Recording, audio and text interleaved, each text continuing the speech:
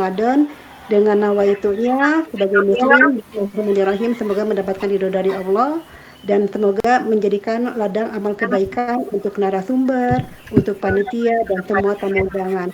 Terima kasih. Saya ucapkan sekali lagi, mohon maaf apabila ada kekurangan panitia dari pribadi. Assalamualaikum warahmatullahi wabarakatuh.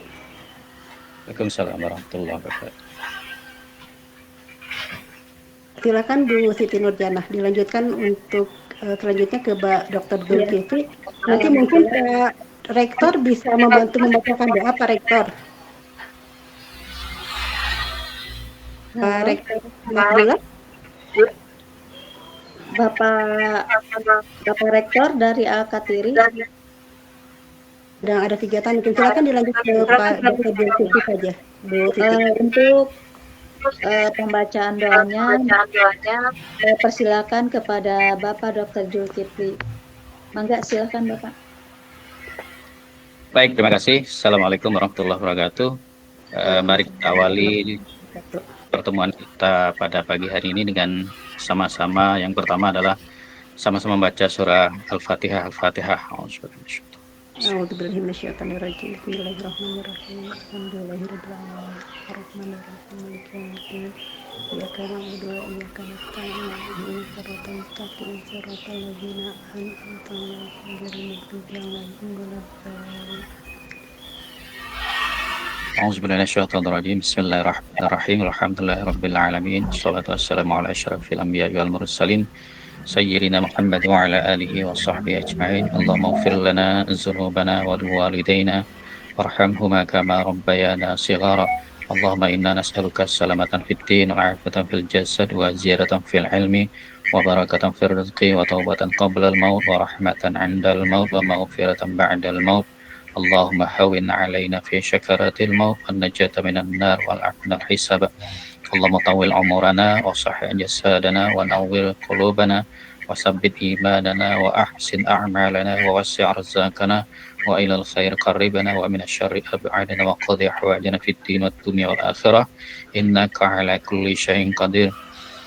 Allahumma Rabbana atina fid dunya hasanah wa fil akhirati hasanah wa qina adzabannar. Wa sallallahu ala sayyidina Muhammad wa ala alihi wa sahbihi ajma'in. Subhanaka rabbika rabbil izzati amma yasifun wa salamun ala mursalin walhamdulillahi rabbil alamin. Amin ya rabbal alamin. Ini mau didokumentasikan dulu, maaf Pak Dr. Zulkifli, Bu Siti mau perlu dokumentasi, ada yang menggunakan laptop anak-anak? Boleh dibuka videonya aja. Silakan anak-anak, Ibu dan Bapak peserta Bincang Ramadan Kode Pena bisa diaktifkan dulu kameranya yang memungkinkan.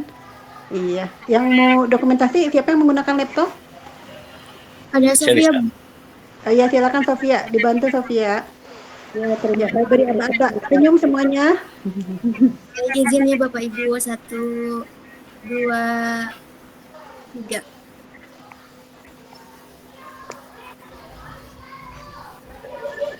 Sudah Ibu. Sudah ada beberapa ya. Terima kasih Bu Sofia. Silakan Bu Siti, Pak Dokter. Terima kasih untuk Teh Sofia ya. Alhamdulillah tadi untuk sesi pertama kita ambil dulu itu ya untuk dokumentasinya. Untuk selanjutnya marilah kita ke acara yang selanjutnya yaitu bincang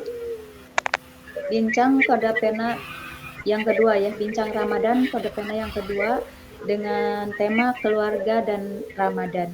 Saya persilakan kepada Bapak Dr. Zulkifli. Baik, terima kasih. Assalamualaikum warahmatullahi wabarakatuh. Waalaikumsalam warahmatullahi wabarakatuh. Alamin. Shalatu wassalamu ala asyrafil anbiya'i wal mursalin sayyidina Muhammad wa ala alihi wa sahbihi ajma'in. Amma ba'du. Yang saya hormati Ibu Rani selaku Ketua Kode Pena, kemudian Bu Siti Nurjanah, panitia, tadi ada Pak Makbul, rektor mana ya tadi? Rekan-rekan sekalian, mungkin ada mahasiswa juga di sini. Alhamdulillah, puji syukur kehadirat Allah Subhanahu wa taala, kita hari ini sudah masuk hari yang ke-6 ya.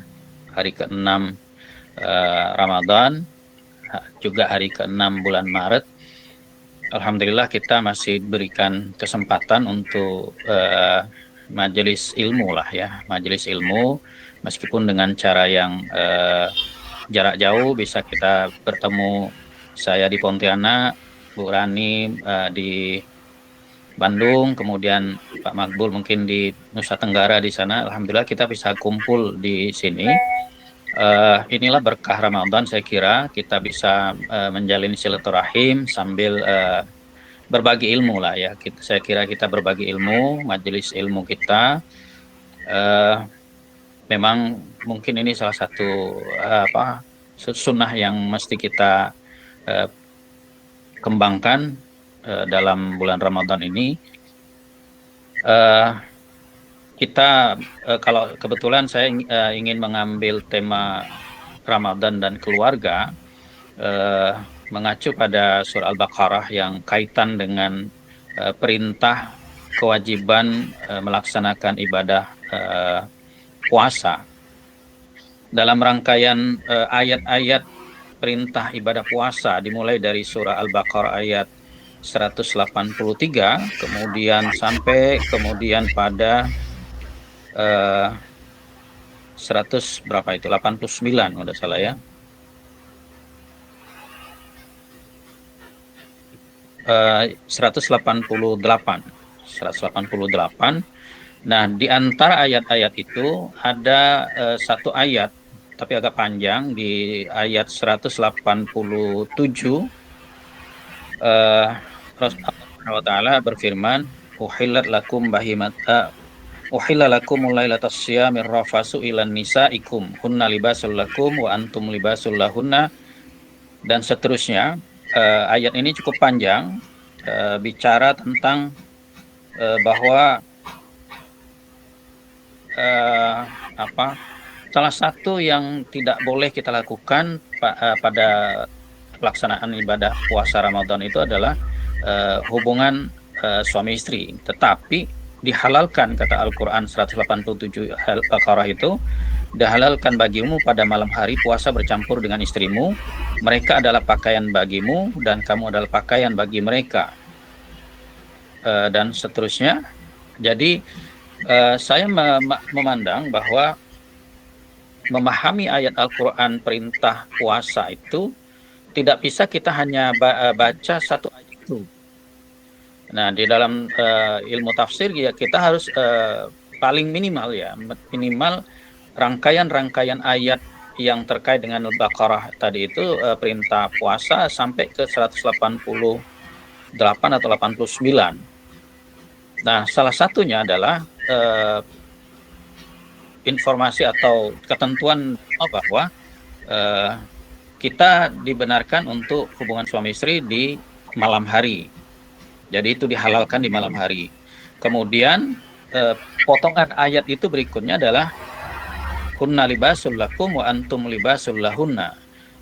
Mereka para istri adalah pakaian bagimu dan kamu yang laki-laki adalah pakaian bagi mereka istri gitu. Jadi ada beberapa hal yang saya kira menjadi stressing saya terkait dengan perintah Ramadan. Yang pertama adalah bahwa memahami bahwa kita itu harus melaksanakan perintah puasa, kemudian di dalam puasa itu ada tujuan yang kita ingin capai, yaitu menjadi orang-orang yang bertakwa. Mungkin Bu Siti bisa di-share tadi ya yang saya kirim tadi.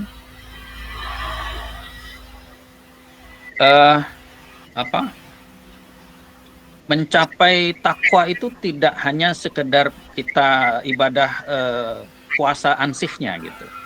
Tetapi kita bisa lihat misalnya di ayat-ayat Al-Quran terkait dengan puasa itu ada syahrul Ramadan allazi unzila fihil Quran. Ada bicara tentang Quran, maka disunnahkan untuk membaca Al-Quran di bulan Ramadan, tidak hanya membaca Al-Quran tetapi mempelajari, memahami isinya. Itu bagian dari cara kita untuk mencapai derajat takwa. Jadi saya katakan kemarin itu di masjid kami di sini bahwa pintu untuk menuju takwa pada bulan Ramadan itu banyak. Salah satunya adalah misalnya tadi membaca Quran. Kemudian pintu berikutnya adalah melalui keluarga. Karena di dalam rangkaian ayat Al-Quran perintah puasa itu pada 187 Al-Baqarah ada bicara tentang hubungan suami istri. Kedudukan suami dan istri misalnya hunna libasul lakum wa antum libasul lahunna. Jadi untuk mencapai ketakwaan kita dalam konteks puasa, tidak cukup hanya puasanya, tapi bagaimana kita menjalin hubungan suami istri dan dengan keluarga yang lain secara harmonis. Kemudian di dalam ayat itu hunna libasul lakum wa antum libasul lahunna itu ada prinsip mubadalah, prinsip mubadalah, kemudian kesetaraan. Mubadalah itu saling. Nanti kita lihat kenapa dalam terminologi Al-Quran itu libas gitu ya, pakaian. Nanti kita akan lihat apa sih makna pakaian itu. Kemudian di situ istri pakaian bagi suami, suami pakaian bagi istri. Di situ juga kesalingan, mubadalah, dan kesetaraan. Ketika kita saling dalam konteks fungsi pakaian, maka di situ ada kesetaraan suami dan istri. Kemudian kaitan berikutnya adalah ayat ini sebelum ya, salah satu ketentuan atau tuntunan dalam tafsir Al-Quran itu bahwa untuk memahami satu ayat harus kita pahami satu ayat itu utuh dari awal sampai akhir. Kemudian ayat ini rangkaiannya dengan ayat sebelumnya dan ayat setelahnya. Nah, kalau kita lihat ayat sebelum uhillat lakum lailatus syamur rafasu ilan nisaikum itu adalah bicara tentang berdoa kepada Allah, bagaimana kita bisa dengan doa itu kita dekat dengan puasa, kemudian kita akan dekat dengan Allah dan Allah akan mengabulkan doa kita. Itu ayat yang mungkin bisa kita baca misalnya di dalam surah Al-Baqarah ayat 186. Wa iza sa'alaka ibadi anni fa inni qarib ujibu da'watad da'i iza da'ani, itu dan seterusnya. Jadi apabila kita apabila hambaku bertanya kepadamu wahai Nabi Muhammad tentang aku, sesungguhnya aku ini dekat, kemudian aku akan mengabulkan permohonan orang yang berdoa apabila dia meminta kepadaku, dan dalam mereka memenuhi perintahku dan beriman kepadaku agar mereka selalu berada dalam kebenaran. Kemudian di surah ayat berikutnya setelah kaitan dengan suami istri tadi adalah ayat 188,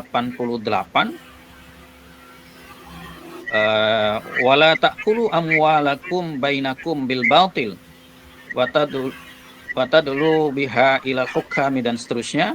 Itu bicara tentang janganlah kamu makan harta di antara kamu dengan jalan yang batil. Nah, dalam konteks berkeluarga misalnya, yang pertama untuk menjadi keluarga yang baik itu ya harus dekat dengan Allah dan minta pertolongan hanya kepada Allah, karena Allah itu dekat dengan kita. Kemudian supaya keluarga itu juga baik, carilah rizki itu dengan cara yang halal, dengan cara yang benar, tidak dengan melakukan kezaliman pada orang lain dengan berbagai macam cara, apakah itu korupsi ataukah menipu orang dan sebagainya. Jadi untuk mencapai keluarga yang baik, yang harmonis atau sakinah gitu, tidak cukup hanya hubungan suami istri saja, tapi juga harus didukung oleh kerjasama yang baik untuk berdoa kepada Allah, mendekatkan diri kepada Allah, kemudian harta untuk nafkah harus dengan cara yang baik. Dan kalau ini bisa dipenuhi, maka kita akan bisa mencapai derajat takwa kaitannya dengan perintah atau tujuan dari berpuasa kita. Jadi kalau kita saya simpulkan begini, takwa dalam konteks tujuan berpuasa tidak bisa kita capai hanya dengan puasanya saja.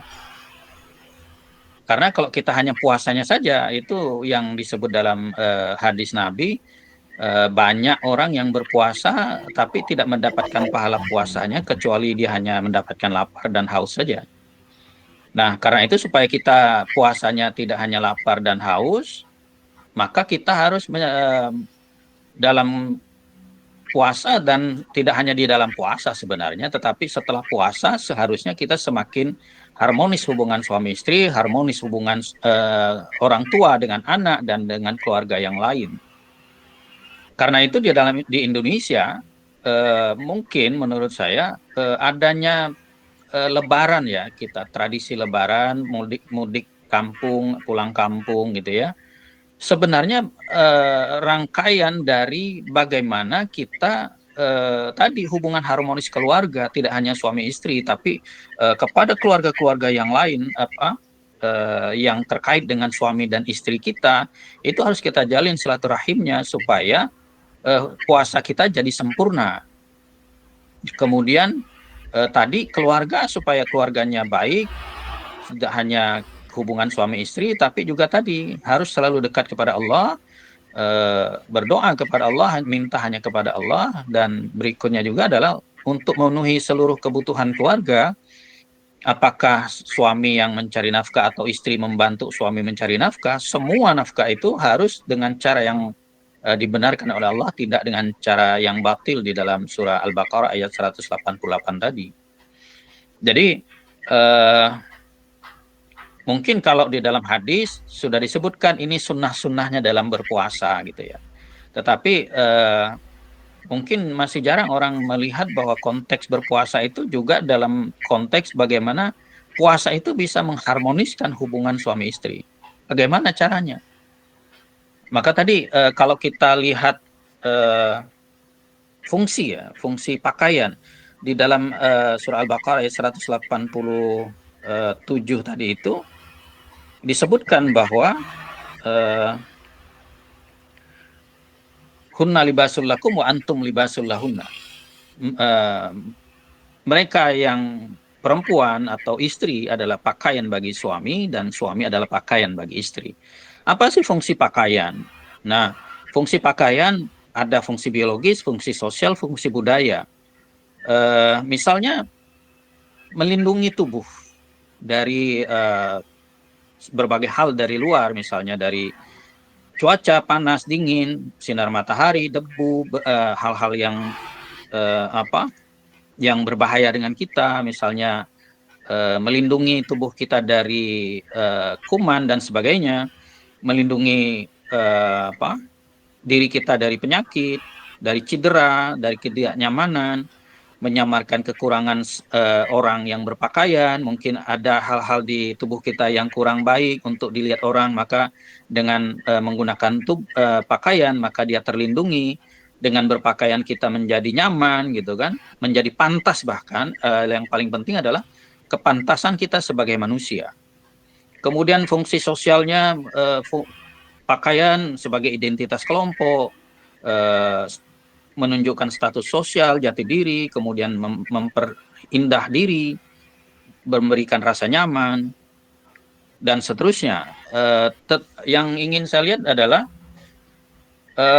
fungsi-fungsi pakaian itulah sebenarnya fungsi suami terhadap istri, begitu juga istri terhadap suami. Suami istri saling melindungi. Tadi prinsip mubadalah, prinsip kesalingan gitu ya. Saling melindungi, saling menjaga kehormatan. Karena pakaian untuk menjaga kehormatan, martabat kita sebagai manusia. Bedanya kita dengan hewan salah satunya karena kita berpakaian. Kalau hewan mungkin tidak berpakaian. Kalau meskipun ada manusia yang memberikan pakaian kepada hewannya, tapi itu karena manusia memberikan pakaian. Misalnya dengan kucing kesayangannya. Tapi itu karena ide manusia. Tapi hewannya sendiri tidak berpakaian. Artinya untuk menjadi keluarga yang sakinah, keluarga yang harmonis, harus saling melindungi, saling memperindah gitu kan, karena pakaian itu memperindah kita, dengan berpakaian kita menjadi nyaman, maka suami harus memberi kenyamanan, begitu juga istri memberi kenyamanan kepada pasangannya, melindungi dari fisik maupun non fisik gitu kan, dari penyakit, kemudian memberi kepantasan gitu ya. Nah, suami istri malah karena itu tidak boleh kita mengumbar kekurangan-kekurangan pasangan kita, karena itu akan menghilangkan, sama dengan kita membuka baju kita kepada orang lain sehingga orang tahu apa yang ada di kekurangan-kekurangan kita. Nah, itu saya kemarin menyampaikan di masjid, udahlah kita bulan puasa ini stop dulu lah nonton infotainment gitu. Dan cerita-cerita apa di TikTok atau di media sosial lain yang mengumbar kejelekan pasangan, itu saya kira ini sesuatu yang kurang baik lah, meskipun media elektronik itu mencari rating gitu ya, acara-acara seperti itu kan diminati gitu. Tetapi ya cobalah kita di bulan puasa ini ya kurangilah gitu ya untuk menonton hal-hal yang mengumbar kekurangan pasangan kita. Kenapa dulu ketika, apalagi kalau sudah cerai itu semua kekurangan-kekurangan pasangan dibuka semuanya. Padahal dulunya sebagai suami istri saling melindungi. Menurut saya tidak hanya ketika jadi suami istri, ketika sudah lepas pun kita sebagai manusia harus saling melindungi. Tidak boleh kita membuka aib manusia, karena di surah Al-Hujurat juga sudah sangat jelas tuntunannya bahwa kita tidak boleh membuka aib orang, menceritakan kelemahan-kelemahan orang meskipun dia tidak lagi pasangan kita. Nah, itu kan tren di media sosial atau media elektronik televisi kita. Jadi izin mengingatkan Bapak, ya. untuk Oke, waktunya jadi mungkin 5 menit lagi. Ya, paling 2 menit lah ya. Jadi untuk di dalam bulan Ramadan kita ini, yang pertama kita bisa mencapai derajat takwa. Salah satu pintunya adalah melalui hubungan suami istri dan kepada keluarga-keluarga yang lain yang harmonis. Khusus suami istri, maka kita gunakan filosofi pakaian. Filosofi pakaian di mana ada prinsip mubadalah, prinsip kesalingan, saling melindungi, saling memantaskan, saling berbagi dan sebagainya. Kemudian kesetaraan, tidak ada perbedaan di situ. Makanya Al-Quran itu bolak-balik itu. Istri pakaian bagi suami, suami pakaian bagi istri. Itu artinya ada kesetaraan antara suami istri. Karena itu contoh paling sederhana misalnya, ya suami istri dalam menyiapkan bukaan, dalam menyiapkan sahur, ya sama-sama bareng-bareng bangun gitu. Sama-sama mungkin istri menyiapkan buka puasa, suami nanti menyiapkan sahurnya, atau sebaliknya, atau sama-sama menyiapkan gitu kan. Sama-sama mengingatkan kalau sudah masuk waktu azan, saling menjadi imam, suaminya, istri jadi makmum. Jangan, inilah kesempatan kita gitu.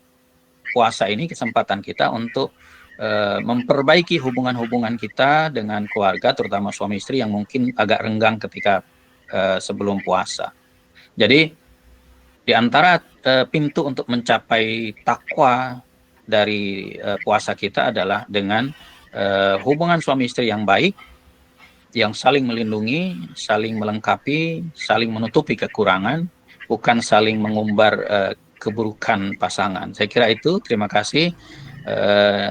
Mungkin setelah ini kita akan diskusi. Saya akhiri. Wallahu muwaffiq ila aqwamit thoriq. Wassalamualaikum warahmatullahi wabarakatuh. Waalaikumsalam warahmatullahi warahmatullahi wabarakatuh. Alhamdulillah, terima kasih saya ucapkan kepada Bapak Zulkifli untuk atas pemaparannya tentang keluarga dan Ramadan. Untuk selanjutnya dipersilakan kepada yang akan memberikan pertanyaan. Silakan untuk Ibu Khairu, apa kabar Ibu? Ya, alhamdulillah baik Ibu Siti. Ya, terima kasih atas kesempatannya Ibu Siti dan Ibu Dr. Rani, Bapak Kiai Zulkifli mohon izin bertanya. Di sini saya mau menanyakan tentang ini terkait dengan suami istri. Misalkan suami istri kan ada pengeluaran, ada pemasukan. Apakah Iya. setiap pengeluaran pemasukan itu harus dikomunikasikan ataukah ada batasan-batasan tertentu? Karena kadang pengeluaran juga pemasukan ada yang kecil, ada yang besar. Kemudian misalkan pengeluaran juga untuk didermakan kemana, apakah itu juga harus semuanya harus diketahui oleh istri ataupun suami atau bagaimana mungkin atau ada batasan-batasan mungkin ada hadis atau Al-Quran yang terkait. Terima kasih. Terima kasih Bu Baik. Heru. Mangga Ya. Bapak mau langsung dijawab aja. Boleh, Silakan. supaya nggak lupa. Sebenarnya pengaturan dalam keluarga yang paling pertama saya kira perlu kesepakatan bersama dulu. Mungkin ada komitmen-komitmen awal ketika baru menjalani kehidupan keluarga. Kalaupun belum ada komitmen bersama, ya setelah menikah mungkin sekarang gitu ya baru paham bahwa tadi saya katakan prinsip keluarga salah satunya mubadalah, kesalingan. Kemudian kesetaraan. Ayat ini jelas menyatakan kesetaraan dan kesalingan tadi itu. Jadi prinsip keluarga itu salah satunya dua ya, mubadalah, kesalingan dan kesetaraan. Karena itu alangkah baiknya di dalam keluarga itu ada keterbukaan, termasuk dalam hal keuangan di rumah tangga. Meskipun memang suami dalam konteks fikih ya, konteks fikih. Artinya kalau fikih, saya katakan fikih, berarti boleh jadi beda pendapat. Boleh jadi beda pendapat. Dalam konteks fikih, suami pencari nafkah, istri membantu. Kalaupun istri bekerja, dia membantu. Boleh jadi ada yang mengatakan ya, siapa yang punya kesempatan untuk, kalau suaminya tidak punya kemampuan memberi nafkah, ya istrinya menjadi kepala keluarga. Tidak masalah seperti itu. Yang penting bagaimana tujuan keluarga tercapai. Nah, oleh karena itu, ketika kita sudah punya kesepakatan bersama bahwa kita harus mengatur keuangan kita begini, ya ikuti itu, kesepakatan itu. Kalau kesepakatannya terbuka, misalnya, oke, saya sebagai suami menyerahkan sepenuhnya kepada istri ini, penghasilan saya 1 bulan, saya perlu sekian untuk katakanlah operasional 1 bulan. Ya artinya kita serahkan dulu ke istri, tapi kita sampaikan bahwa saya perlu sekian-sekian untuk keperluan pribadi dan keperluan rumah tangga yang harus kita penuhi gitu ya. Artinya saya kira sangat penting keterbukaan ya tentang keuangan dalam keluarga. Begitu juga istri, berapa sih penghasilan istri, misalnya kalau istri juga ikut bekerja, ikut membantu nafkah keluarga. Tetapi memang sebagian besar ulama mengatakan ya suami yang punya kewajiban untuk memberi nafkah. Kalaupun istri bekerja, dia membantu. Tapi bagaimana kalau memang istrinya yang bekerja menjadi tulang punggung, suami tidak bekerja karena memang kondisi yang menjadikan kondisinya seperti itu, ya harus diatur berdua, kesepakatan. Tidak bisa suami mentang-mentang di dalam Quran misalnya dalam hadis mengatakan suami itu pencari nafkah, lalu dia tidak dapat tetap berkeinginan sebagai pimpinan atau kepala rumah tangga, padahal dia tidak mencari nafkah. Nah, suami yang seperti itu juga harus sadar betapa sebagai kepala keluarga itu sangat terkait dengan kemampuan memberi nafkah. Siapa yang memberi nafkah, maka dialah yang menjadi kepala keluarga. Tapi lagi-lagi kembali saya kira kesepakatan musyawarah antara suami istri. Yang terpenting itu, termasuk misalnya kita mau beri sedekah atau apa, ya diskusikan supaya tidak ada tidak ada dusta di antara kita, istilah sekarang gitu kan. Alangkah indahnya kalau menurut saya kita terbuka. Kalau saya ya pengalaman pribadi lah, itu harus saya juga terbuka gitu. Ini karena istri saya juga kerja sama dengan profesi dengan saya, ya ya kita sama-sama gitu kan, tidak ada yang mendominasi. Ya kita harus saling berbagi, kita kurang ini, ya kita diskusikan, kita mau memberikan ini di bulan Ramadan kita harus sedekah banyak, ya kita diskusikan ini kita sedekah ke mana, itu kita diskusikan juga gitu, kemana. Jadi kalau kita terbuka, insya Allah tidak ada itu menutupi celah-celah untuk terjadinya konflik keluarga. Saya kira gitu Bu Khairul. Terima kasih Pak Yai Zulkifli. Iya Bu, terima kasih atas pemaparannya.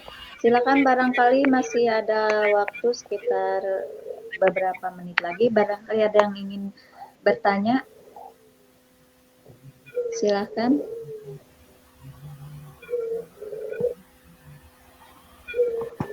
Bu Ahmiani, Bu Linda, Bapak Rektor. Assalamualaikum. Waalaikumsalam. Silakan dari ya. Dari Terima Makassar. kasih kepada Ibu Siti. Mohon maaf nih, saya Sopan Sodikin, kawan lama Pak Dokter kita ya. Sebelumnya saya kasih pantun dulu, buah lalakum jangan dimakan. Nah, kacanglah botor dibuat ulam. Assalamualaikum saya ucapkan kepada Bang Doktor dan saudaraku sekalian seiman. Waalaikumsalam. Cakep. Menarik sekali. Dijawab Pak Dokter Zulkifli pantunnya Pak Dokter. Ini mohon maaf ini agak ribut karena saya lagi mengajar nih. Kebetulan anak-anak lagi istirahat nih, kakak-kakak, abang-abang.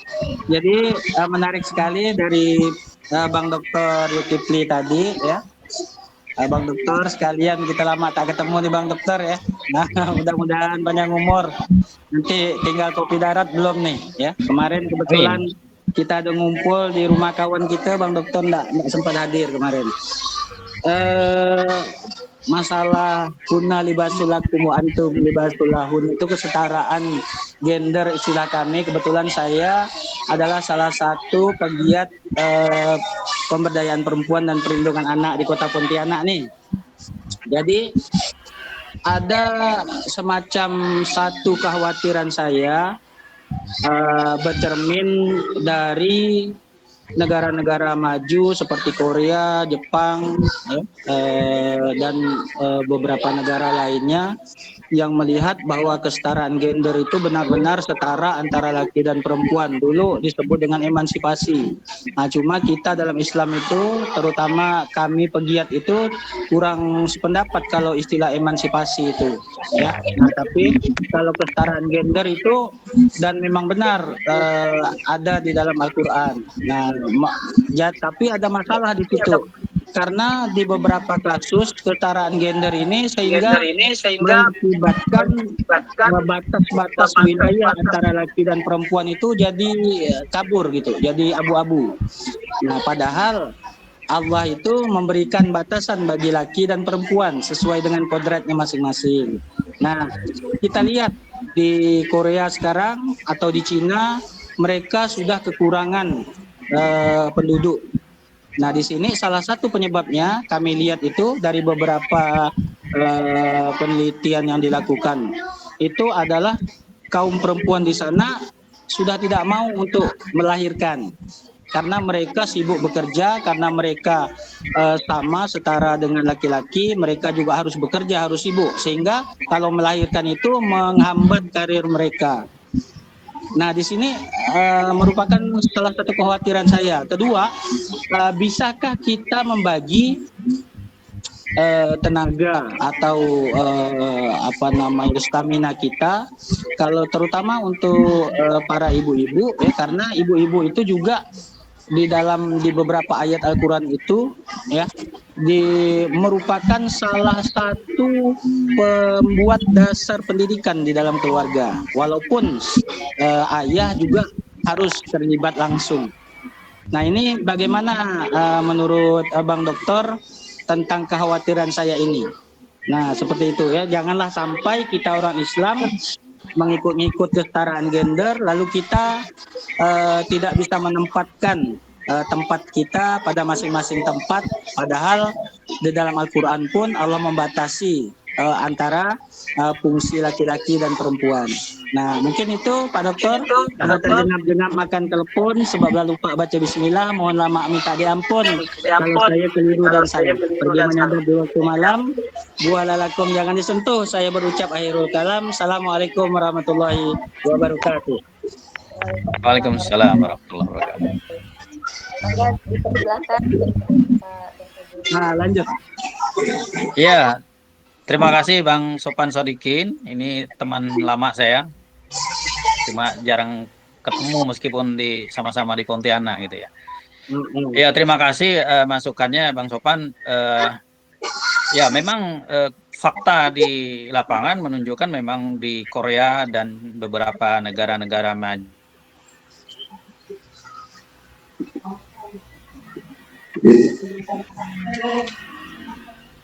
Nah, tidak kedengaran nih suara Bang Dokter nih. Putus kayaknya. Sepertinya putus. Sinyal kali ya? Sinyal kali ya Bang Dokter ya? Putus. Iya. Iya. Mohon maaf, listriknya mati di sini. Oh. Ini Ya, udah tapi kedengaran. alhamdulillah masih bisa pakai HP saya untuk sinyalnya. Bisa ya dengar suara saya? Kedengaran, udah jelas dah. Ya, saya kira kekhawatiran itu memang salah satunya adalah kalau tidak mau melahirkan itu sebenarnya sudah melawan kodrat perempuan, karena perempuan itu memang diberikan oleh Allah alat-alat atau kelengkapan untuk melahirkan, menyusui, kan begitu. Nah, sementara laki-laki tidak memiliki fungsi-fungsi itu, sehingga ketika perempuan tidak melaksanakan fungsi-fungsi yang sudah sesuai dengan apa yang ditakdirkan oleh Allah terkait dengan alat-alat reproduksinya, maka itu juga sudah keluar dari ajaran Islam. Menurut saya begitu.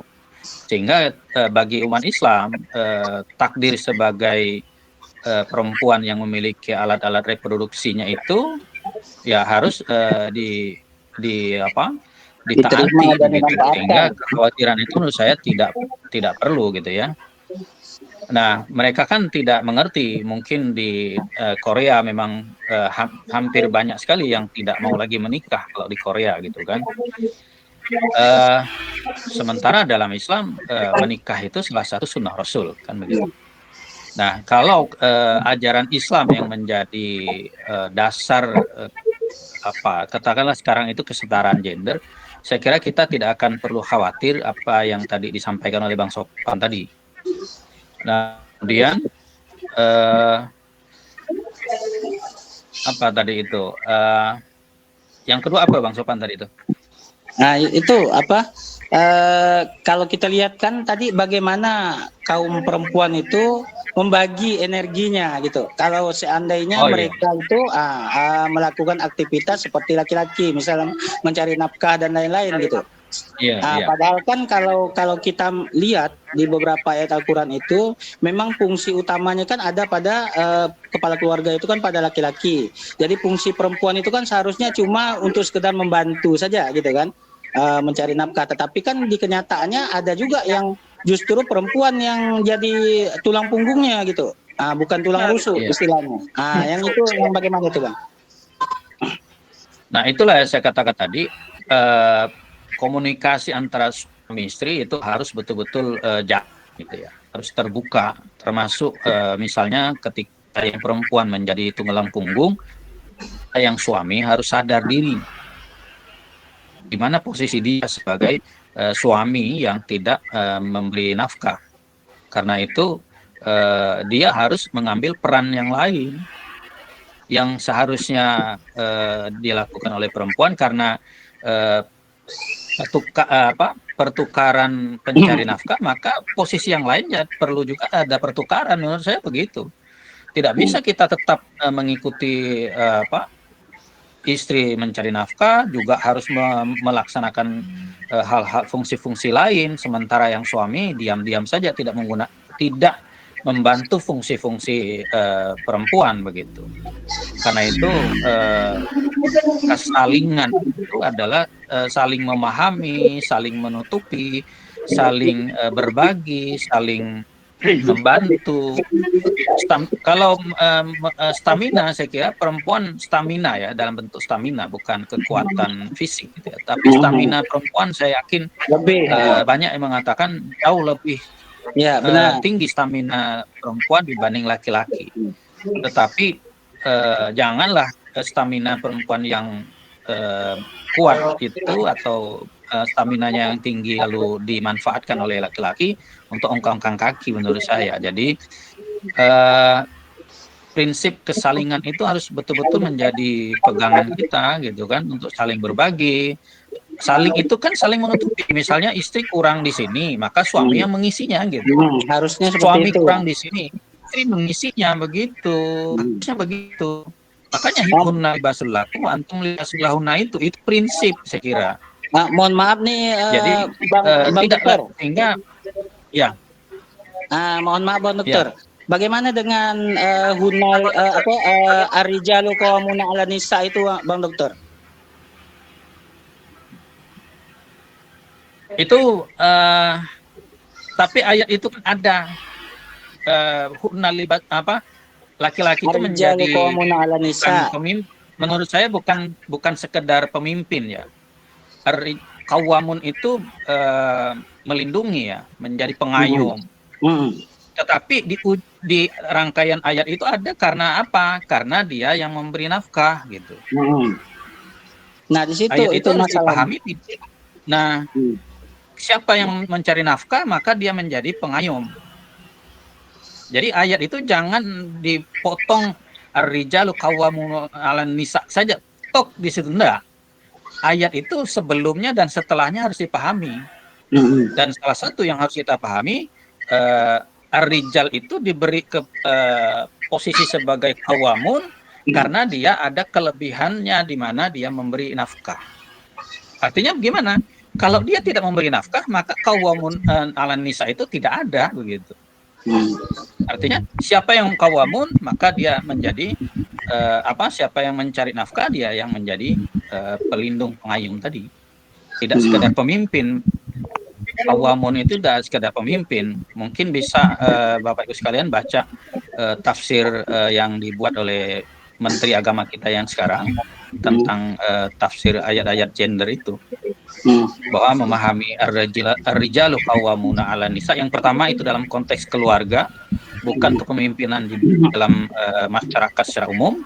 Yang kedua, potongan itu hanya potongan ayat di surah Nisa itu harus dipahami. Pertama, ayat itu secara utuh. Yang kedua, ayat ini dengan ayat sebelum dan ayat setelahnya. Kemudian juga harus kita kumpulkan ayat-ayat yang terkait dengan hubungan suami istri dalam keluarga. Barulah kita bisa menemukan konsep utuh sebenarnya seperti apa kesetaraan gender yang dimaksud sekarang dalam konteks Al-Quran. Terima kasih Bapak. Terima kasih untuk waktunya, dan alhamdulillah sepertinya kita sudah sampai di ujung acara ya. Sebelum kita tutup, mari kita ambil dulu sesi foto yang terakhir ya sebelum ditutup. Enggak, silakan ke siapa? Yang belum buka videonya boleh dibuka videonya. Boleh izin ya Ibu Bapak. 1, 2, 3. Boleh sekali lagi ya.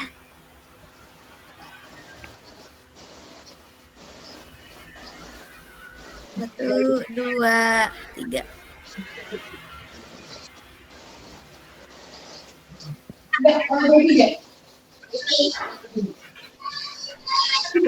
Terima kasih. Terima kasih Sofia. Terima kasih kepada semuanya, dan mohon maaf apabila masih ada pertanyaan yang belum bisa dijawab karena waktunya hampir habis ya Bu ya. Untuk selanjutnya saya persilahkan Bapak untuk memberikan doa